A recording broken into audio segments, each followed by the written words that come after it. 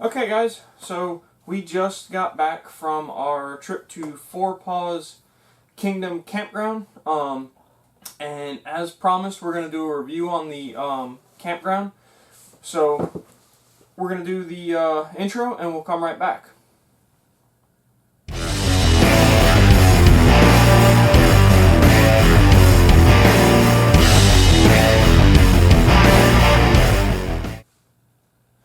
Okay guys, so real quick, a little bit of house cleaning right at the top of the video here. We're just going to get it out of the way.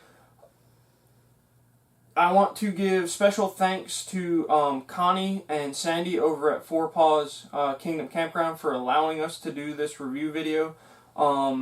Typically when it comes to like smaller, more personal things like that, I like to get people's permission before I use any of their, name or likeness or anything like that. So they were nice enough to let us do that. And I also want to give special thanks to Rick and Deb, who at the end of this video, we're going to play it out with, we got a little video of their dogs playing with our dogs. They allowed us permission to film them and their dogs, so we're going to give them thanks. And as usual, thank you to you guys. You guys are really the reason that we do this. To be completely frank, there's really no money in this for us. This is kind of a passion project. So to know that you guys out there are actually watching the videos and enjoying them and sharing them and the community's growing and stuff like that, that's something that's good to see, because otherwise we're just two idiots talking out into the internet. So do you want to go first with what you liked about the campground? Sure. My favorite thing, obviously, is just the uniqueness of the campground. The fact that it is catered around pets, dogs and cats. Generally dogs, but they will allow cats if you have any. I like that there is a no-pressure atmosphere to join in the activities. You're not forced to go to any of the dinners or the breakfasts or go to karaoke or dingo or anything like that. But I will suggest going to at least something, because at least Nick and I always meet the most interesting people when you gather for dinner, or just if you're walking your dogs around the campground. That's how we met Rick and Deb, and we spent the majority of our weekend with them. They were both just really cool people and had 4 dogs of their own. 4 dogs sleeping in a little slide-in camper that goes into the bed of a pickup truck. So yeah, that was crazy. I don't know how they do it, but they managed to cram a lot into that little tiny camper.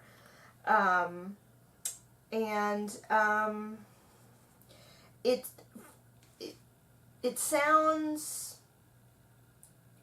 like it wouldn't be true, but it's an actually really, really quiet campground.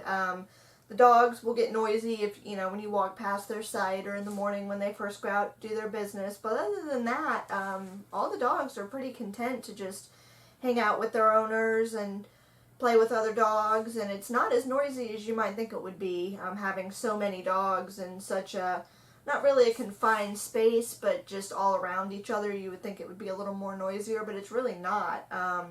We have some local parks here that are a lot more noisy, due to children running and screaming everywhere, than what are you doing?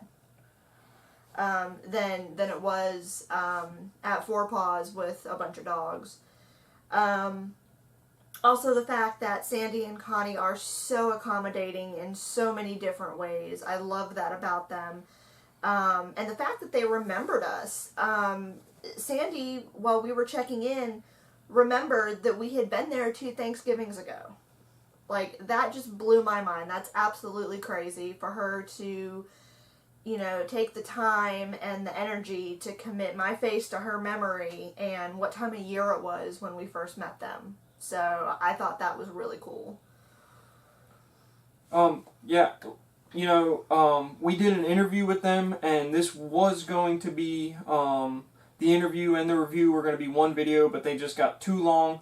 Because if just go back and watch the video of the interview with them, and they've got these kind of electric personalities, and you almost can't help but to stand there and talk with them for 20 minutes because they are the type of people that kind of genuinely want to know what you have to say. You can tell when you're talking to them that they're actually listening, and they're taking the time to learn little things about you. Where when people talk to me, most of the time I'm thinking, how can I get you to shut up? But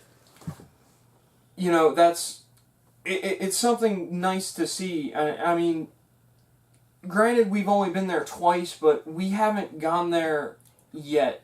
And you pull down the driveway. The office is the very last building that you get to on the road, and you pull up to the office, and we haven't showed up yet, and somebody's not been practically at our vehicle to greet us and help get us checked in, and everything that we need to do. And it's a straightforward process. You go inside, you get checked in, they say okay, they lead you out to your campsite. They help you get back in. They make sure you know where the water is, where the electric is, your sewer hookups. I mean, even down to making sure that everything is written down as far as how to hook up to the cable, how to hook up to the internet. It's all very detailed, and that's something that I enjoy, is seeing like well laid out lists like that. And like I said, they help you get back into the site. If you ask them, they probably help you hook it up. But don't hold me to that. And they actually, so to give you a little bit of the backstory behind this trip, we planned this trip maybe 10 days before Labor Day, which is our fault, not theirs. But even with that, we got an email back that very same night that I went to book the reservation, I got an email within probably an hour that said, all of our sites are full, but we do have, a work camper that is left, and, would you guys be willing to stay on that site? And granted, that's probably not something that's going to happen every time. If they've got all their work campsites filled up, well, then they're all filled up. But it really spoke to them as individuals and what they are trying to do with their business to say, we will, that they accommodated us in such a way. So, I mean, like I said, don't kind of fall back on that they do this all the time, and just to let everybody know, I know we've got the YouTube channel and stuff like that. There was no weight thrown around at all, because literally we have no weight to throw around with our channel. Like I said at the beginning of the thing, it's really a passion project for us. We're not like some big, RV channel that can throw our weight around like that. So it was really just them saying, we do have this available, and them being able as the owners to make that decision. So that's one thing that's really nice about them. I really like that. For me, I really enjoyed it. It's probably one of my favorite campgrounds that we've been to so far. Yeah, for sure. I know these guys enjoy it. Django was too tired to even come out and do the video. He wanted to go inside and just sleep. They do so much there to wear these dogs out. So many games and activities and everything that usually by lunchtime they're exhausted, and I have a couple pictures of Z just drooling away, just taking a nap in the camper because he's just so tired midday. And for me, that's worth it just right there. Having so many places to walk to, so many activities to do, just to wear them out and give them something to do instead of just being cooped up in the camper while humans go do camping things. So that's probably one of my favorite things too, not to cut you off, sorry. No, I mean, there's, just to recap it real fast, there's 8 different dog parks. there is a hiking trail, there's a pond, and I know the pond park is 2 acres. I forget how, I think the pond is an acre.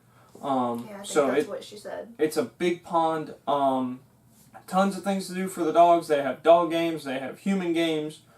And like Monica said, if you do go out there, we recommend just do one activity. Even if you just go to karaoke one night, you're going to end up sitting next to somebody who's going to start talking to you, and you're going to find out you've got all these things in common, and you're going to spend half your trip, hanging out with people at the campsite instead of doing all these other things that you probably listed out that you wanted to do. So, And if they're offering on a weekend that you go, because we've only been on holidays, so I don't know if they do this every weekend, but if they offer something like their Thanksgiving dinner or the burger bar that we had Saturday night, take them up on their offer. It may seem a little expensive, but it will definitely be worth it.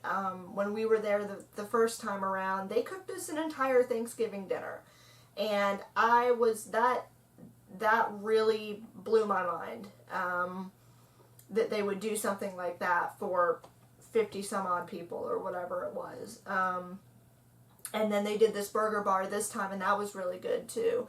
All the veggies and everything was fresh, and they had everybody's names listed on a piece of paper, right? Whether they wanted meat, veggie, turkey, whatever the case may be for the burgers. I thought that was pretty cool too. Yeah, and just one thing, I know you said it may seem like it's a little expensive for the food and stuff. To me, it has never really been that expensive, in my personal opinion. I know when we were at the burger bar the other night, some people were complaining. And God's honest truth is you're never going to make everybody happy. And really, I overheard part of that conversation, and it really kind of struck me as somebody that was kind of ignorant and talking out of turn. Not realizing what it really costs to run a business. So, I mean, for me, to sit down and get a burger that's cooked up for you for $10, and, I didn't have to do anything other than put lettuce on it if I want lettuce, or, whatever. In my opinion, okay, so just a quick kind of introspective into HVAC. A lot of HVAC shops are owned by, at least in my particular area, are owned by like mom and pop type shops. So you're able, if you have some sense, you can look at what's going on in the business, and it makes sense as to why certain things happen. Because they are smaller owned shops, run by maybe one guy, and you may have, 2 technicians at the whole company. So being able to work in HVAC has actually allowed me, when I look at other small businesses and I look at something and somebody goes, well, that's too expensive to pay for that, but you're able to actually see where the money is going, rather than like a larger corporation that will remain unnamed, but it rhymes with Walmart. So,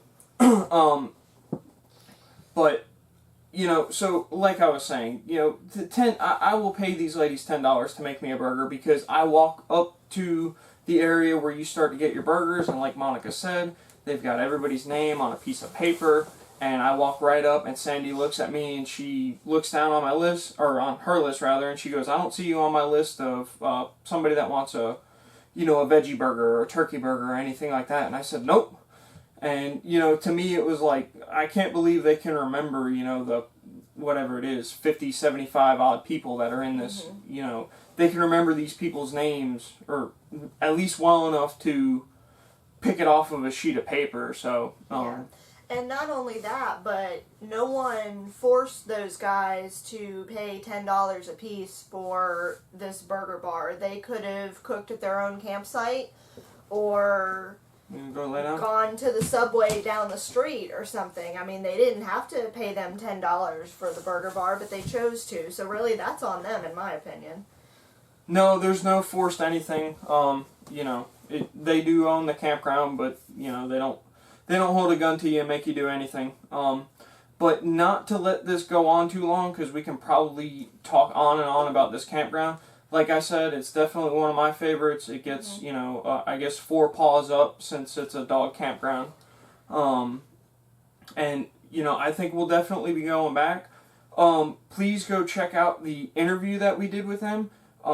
If you guys want to book a reservation or get any more information, the website is 4pawscampground.com, and that should be popping up right here. And it will also be in the video description. There's a Facebook group. Their link to that will be in the description as well. The link to the interview with Connie and Sandy will be in there. And just links galore in the description on this video, guys. And they're very active in their Facebook group and their website. They will respond to pretty much anything, and they're very active if you email them for reservations and stuff like that too. Truthfully, within an hour or two, Nick and I received an email back, and we were down to the wire as far as where we were going for Labor Day weekend. So yeah, definitely give them a try, especially if you have animals. Like they said in their interview with the dogs, there's no breed restrictions. So if you have a pit bull mix or anything like that, that shouldn't be a problem as long as everybody's shots and everything are up to date. Yep. Well, like always, guys, stay safe out there, and we'll see you on the next video. Bye!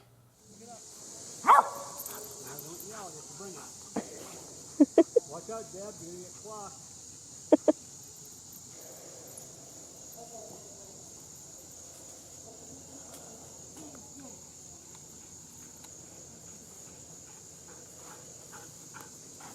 Ready?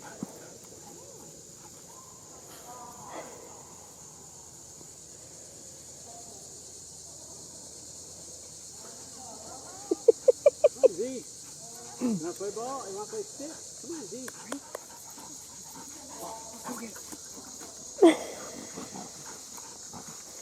What's with the snorting? Look, be careful we don't hit somebody. Good job. Hopefully you take the angle. I don't know.